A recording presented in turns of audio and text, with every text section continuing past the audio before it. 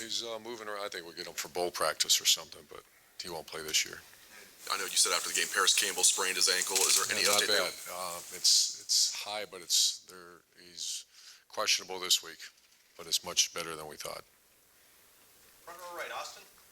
Irvin, I know that the last 2 weeks probably have not been the best performances that you've had or what you had in mind, but have you ever had teams when you're dealing with some of the young players where they just go in this straight line and every week, every performance is better than the last one? Has that ever happened?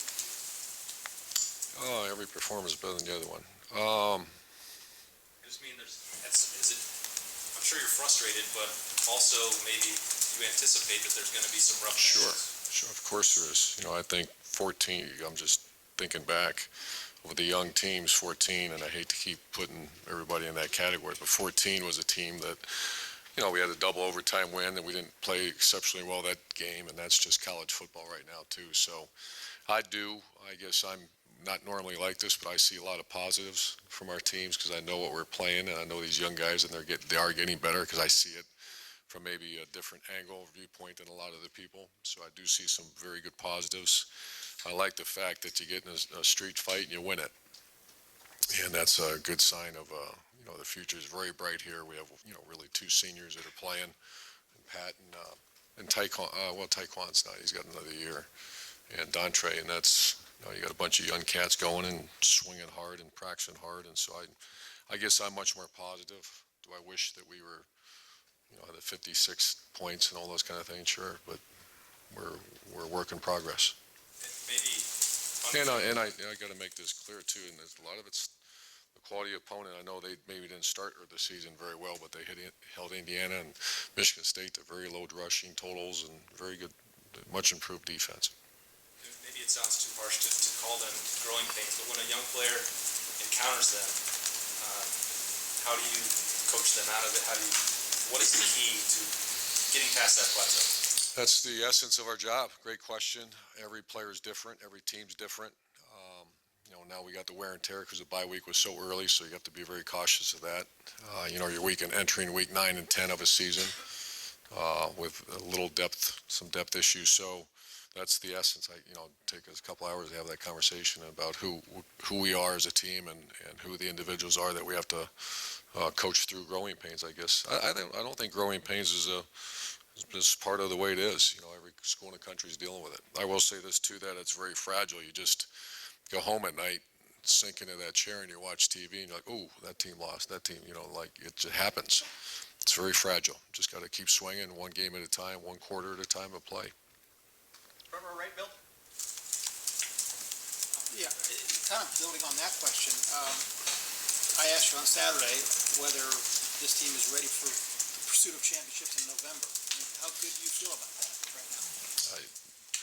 I'd be disappointed if that was even brought up anywhere around here.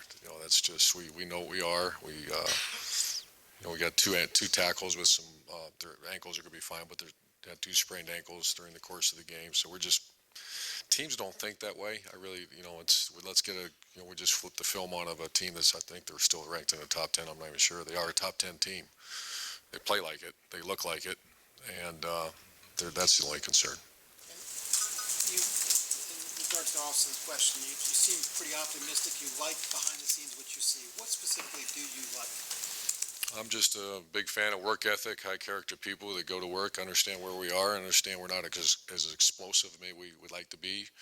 We're not as tight on coverage as we were earlier in the year, and let's fix it as opposed to, whatever. And enjoy the damn win. Had victory meal last night, and go about our business.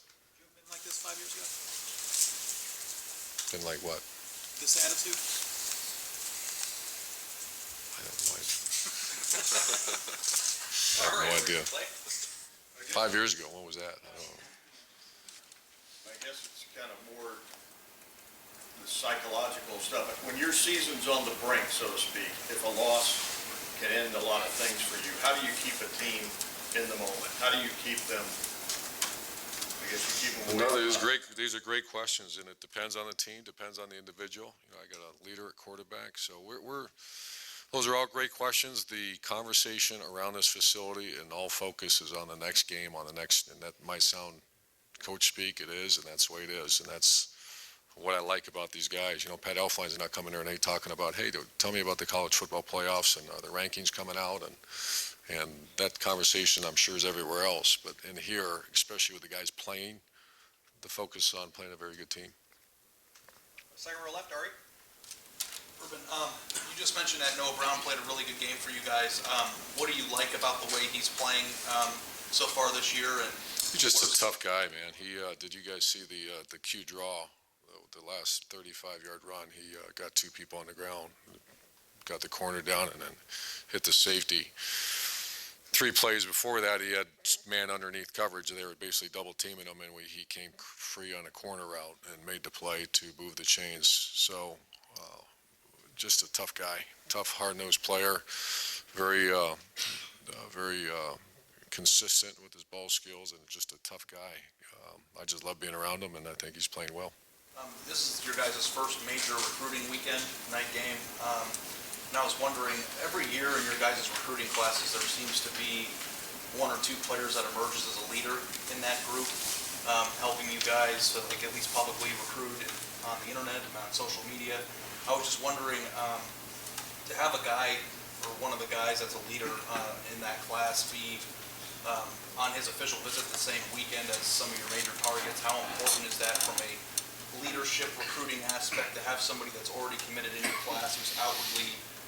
I think the obvious answer is it's essential. I mean, nowadays with all the group chats and we actually would really have those conversations in the spring where we're putting classes together. Who's the bell cow? Who's the king? Who's the guy that's going to be the, run those, that's where Pantoni's so good at. Mark Pantoni does a good job. That we recognize that. They a lot of times end up being the leaders on your team as well. They have that characteristic. So those are very important. Front row left, Mitch. Harris has emerged as one of the go-to important guys in this offense. How's it going to change things if he can't go? We'll just be down one less player, and someone's going. Ben Victor is getting so close. We just got to push him through the hump. And that, James Clark and Terry McLaurin got to step up and play.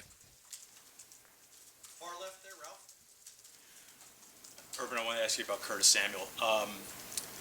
When you recruit him out of Brooklyn, which is a very different place from Columbus, what in his personality, I guess, would be the thing that made you confident that he could make this transition to Ohio State, to Columbus, to a place very different from home? Very unique place, Brooklyn. I actually love Brooklyn. I love the delis there,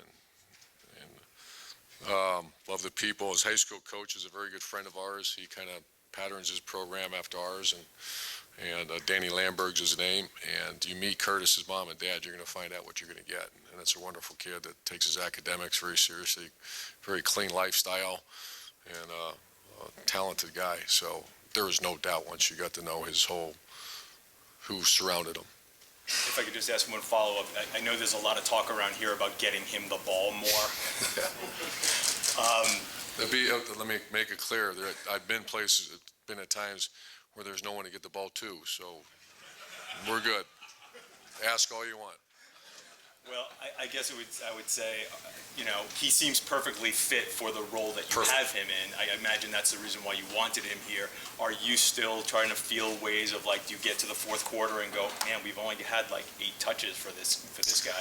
Not as much this year. I've done that in the past, but we certainly script plays with the idea of getting them as 15, whatever it is. But 15 is kind of the number or more.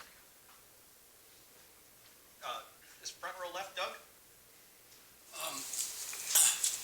The Northwestern's best receiver in that You game. asked me the other day if you're being fair. Remember that? I did.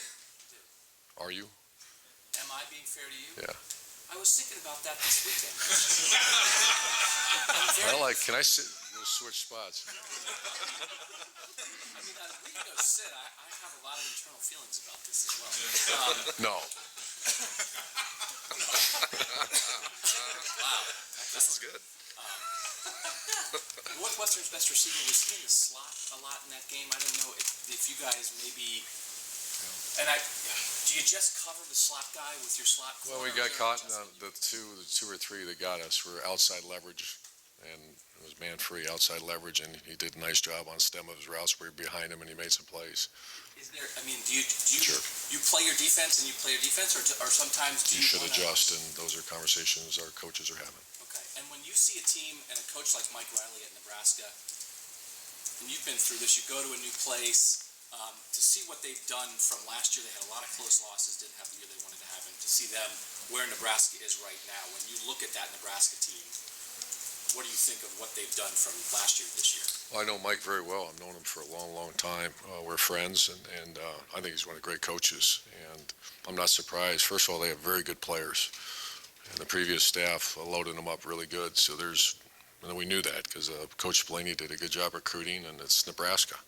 So he's utilizing his talent very well, and not surprised. They were, I didn't study him because we didn't play him last year, but they were very close to having a great year. A couple real close losses. Fourth row right, Nick. You changed Brandon Bowen's number for last week to make him an eligible receiver. Do you expect to continue to do that? Yeah, we're looking at him at post routes and corner routes. He's just, we had a couple injuries at the tight end position, and he's a guy that's really earned some playing time, so I anticipate, and he can't catch, by the way, but he played pretty good in that game. When you look at the structure of the Big Ten now, when you look at the teams that are in the middle, is it just tougher to win because those teams are better than they used to be? I think that's a very good assessment of, I can speak on, just even watching the film on the teams we don't play. And I'd be curious, I haven't had time to, but I bet our out of season or out of conference record is pretty good because I'm just seeing a lot of good football teams in our conference now. And final set of questions, front row, Tim. Yeah, Urban, number one, did you see emerging stuff in the downfield passing game in this game that encouraged you? I mean, just what were your thoughts on that? Yeah, the team we played they played soft enough that forced it. That's why you saw a lot of the intermediate stuff that we started the game, and JT I thought played really well. Certainly the first 3 drives and the last few drives were fantastic. But I am seeing improvement. We're not as explosive as we have been. And is it the receiver's fault? No. Is it because James Clark came clean? We missed him on a deep ball. You see that coming. I do see it coming. What's the encouraging side? That there are some shots that almost... That we have talented guys, and in practice we see them improving. And like anything, it takes, throwing the football is timing. We're seeing a lot of press coverage, and when you separate from press, it's got to be an accurate throw, and we got to protect the quarterback. So it's all 3. That's nothing new, but that's just the essence of throwing the ball. 2 other quickies. Number one, number 25 on Nebraska, their safety seems to be a really active... Great player, yeah. Get after guy. What just jumps out at you about him? Fast, tough. Tim was telling us about him. He's going to be I got our scouting report on him as far as he's going to, draftable player, very draftable player, and just real fast and physical. And you're talking about the focus on the here and now, this week, this quarter, this game. Yet the first college football playoff rankings come out Tuesday. It will give you an assessment of at least what people are thinking about you, right? I mean, in your mind, how important is that first set of rankings to know whether you're in the picture? Oh, it's important, not for us. It's important.